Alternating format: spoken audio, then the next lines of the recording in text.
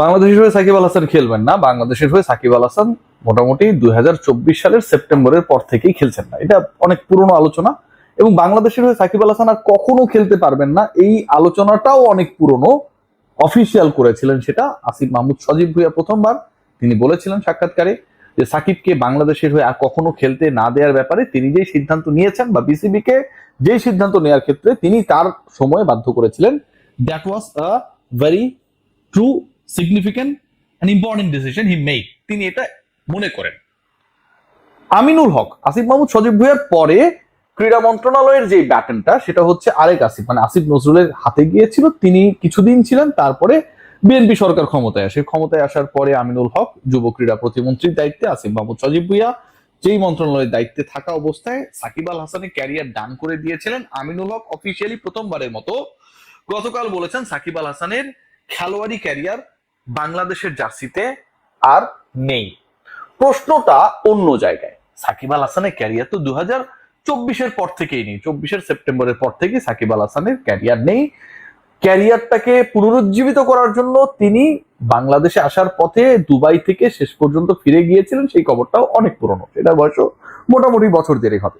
কিন্তু সাকিব আল হাসানের তো ফ্র্যাঞ্চাইজি ক্যারিয়ার রয়েছে। সাকিব আল হাসান ফ্র্যাঞ্চাইজি লিগের এখন পর্যন্ত আইপিএল বাদ দিলে প্রত্যেকটা লিগেই তার একটা নাম ডাক রয়েছে। হয়তো সেই ইন্টেন্সিটিতে দলগুলো তাকে খেলায় অথবা খেলায় না, হয়তো সেই ইম্পর্টেন্স ওয়েতে সাকিব আল হাসান তার রোলটা প্লে করতে পারেন অথবা পারেন না, কিন্তু সাকিব আল হাসান আপনি যদি সিপিএল এ যান আপনি পাবেন। সাকিব আল হাসানকে আপনি যদি গ্লোবাল সুপার লিগে যান সেখানটাও আপনি পাবেন। সাকিব আল হাসানকে আপনি চলমান এলপিএলও যদি খোঁজেন, এবং সেখানটায় বাংলাদেশ থেকে ডেলিগেশনই গেছে সাকিবকে কাভার করার জন্য, স্পেশালি সাকিবকে আপনারা পাবেন। এই যে এলপিএল নিয়ে আলোচনা, এই যে এলপিএল এ সাকিব আল হাসান খেলছে এবং এলপিএল এ খেলা অবস্থায় তিনি যখন যেই সরকারের মন্ত্রিত্বে মানে এমপি হিসেবে দায়িত্ব পালন করেছিলেন একটা সিগনিফিকেন্ট সময়, এবং সেই সরকারের, সেই প্রাক্তন সরকারের বাংলাদেশের বাইরে থেকে একটা রাজনৈতিক সমাবেশে ভার্চুয়ালি যখন তিনি যুক্ত হয়ে গেলেন, তারপর থেকে সাকিব কেন্দ্রিক আলোচনা অ্যাজ আ ক্রিকেটার এবং তার এক্সিস্টেন্স নতুন করে শুরু হয়েছে।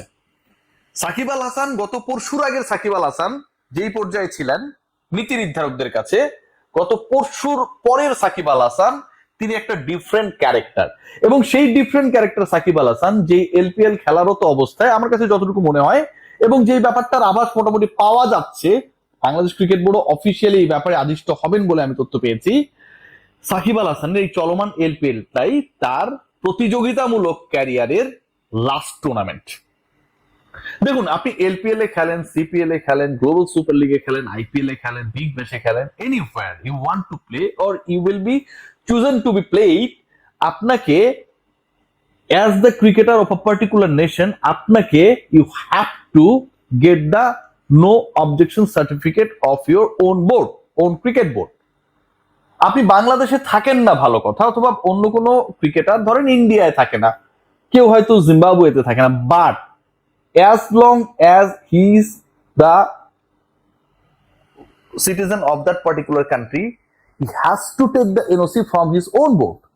সাকিব আল হাসান যে কোনো ধরনের ফ্র্যাঞ্চাইজ লিগে, বাংলাদেশের বাইরে যে কোনো ধরনের, সেটা হোয়াট এভার দ্য ফরম্যাট, যদি খেলতে চান, সেই খেলার জন্য সাকিব আল হাসানকে প্রথম যেই কাজটা করতে হবে সেটা হচ্ছে বাংলাদেশ ক্রিকেট বোর্ডের কাছ থেকে অনাপত্তি পত্র বা নো অবজেকশন সার্টিফিকেট, যেটাকে এনওসি বলা হয়, সেটা নিতে হবে। Bangladesh cricket board, Bangladesh cricket বোর্ডের যদি আপনারা লুক অ্যান্ড ফিল দেখার বা বোঝার চেষ্টা করেন, বাংলাদেশ ক্রিকেট বোর্ড মানেন আর না মানেন, এখানটা পলিটিক্যাল ইনফ্লুয়েন্সের জায়গাটা ভাই খুব স্পষ্টভাবে অতীতেও ছিল, বর্তমানেও আছে, ভবিষ্যতেও থাকবে। সো এই বাংলাদেশ ক্রিকেট বোর্ড, ক্রীড়া প্রতিমন্ত্রী যে বক্তব্যটা দিয়েছেন সাকিব আল হাসানকে কেন্দ্র করে, এর আগে ক্রীড়া উপদেষ্টা যে বক্তব্য দিয়েছেন সাকিবকে কেন্দ্র করে, তখনকার ক্রিকেট বোর্ড ওই বক্তব্যের বাইরে গিয়ে কোনো কিছু করতে পারে নাই।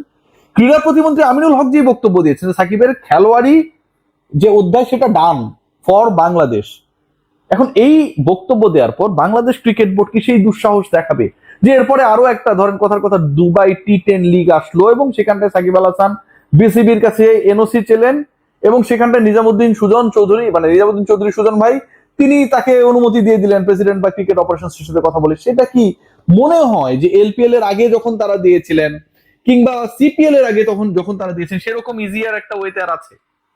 একদমই নেই। সাকিব আল হাসানকে বাংলাদেশ ক্রিকেট বোর্ড ফার্দার যে টুর্নামেন্ট গুলো আসবে যেহেতু বাংলাদেশ সরকারের পক্ষ থেকে একটা অফিসিয়াল স্টেটমেন্ট আমরা পেয়ে গেছি, ভালো মন্দ সেটা জাজমেন্ট যে যার মতো করে করবে। আমি এটার পক্ষে বিপক্ষে না। খেলোয়াড় সাকিবকে আমি পছন্দ করি, ভালোবাসি, স্যালুট। মানে খেলোয়াড় সাকিবকে নিয়ে প্রশ্ন তোলার কোনো সুযোগ নেই। কে পছন্দ করলো না করলো সেটাতে আমার রিয়াসাত আজিমের কোনো কিছু আসে যায় না। কিন্তু সাকিব আল হাসানকে কেন্দ্র করে এখন যেহেতু একটা রাজনৈতিক নতুন প্লট নির্মিত হয়েছে, এবং সেই প্লটের বাইরে বাংলাদেশ ক্রিকেট বোর্ডকে আপনি ফেলতে পারবেন না। বাংলাদেশ ক্রিকেট বোর্ড তার ফ্র্যাঞ্চাইজ ক্যারিয়ারে বা ফ্র্যাঞ্চাইজ লিগে খেলার এনওসি দেওয়ার ক্ষেত্রে এই এলপিএল এর পরে ডেফিনেটলি আগের অবস্থানে থাকবে না। এবং যদি সেটা না থাকে, যদি না থাকবে না, মোটামুটি ডান, সাকিব আল হাসানের কম্পিটিটিভ ক্যারিয়ারটা এই চলমান এলপিএল লঙ্কা প্রিমিয়ার লিগ থেকেই শেষ। কেউ বিশ্বাস করুন আর না করুন, সাকিব আল হাসানকে যারা খেলা দেখেছেন এবং সাকিব আল হাসানের খেলা নিয়ে আসলে যারা অনেক বেশি এক্সাইটেড, একটা ম্যাচে বাকি রয়েছে ফাইনাল, যেখানটায় তাওহিদ হৃদয় সাকিব আল হাসান একই দলে রয়েছেন, এটাই according to my sense, my realisation এবং according to my sources, this is going to be the last competitive match Shakib Al Hasan যেটা বাংলাদেশ ক্রিকেট বোর্ডে এনওসি নিয়ে খেলতে যাচ্ছেন। Let's see what happen. তবে এই সাকিব আল হাসানকে নিয়ে আগের অবস্থানে গভর্নমেন্ট কোনোভাবেই নেই। আগে যে অবস্থানটা ছিল যে আমিনুল হক বিভিন্ন সময় বলেছেন যে তারা যদি তাদের দোষ ক্ষমা চায়, ভুল ত্রুটির ব্যাপারে যদি তারা তাদের মধ্যে ওই অনুশোচনা হয়, বাংলাদেশ সরকার কোনো অ্যাথলেটের বিরুদ্ধে না, তিনি তার একটা সফট কর্নার বিলং করেন সাকিব আল হাসান বা মাশরাফিদের ক্ষেত্রে। সো ওই জায়গাটা এখন আর নেই।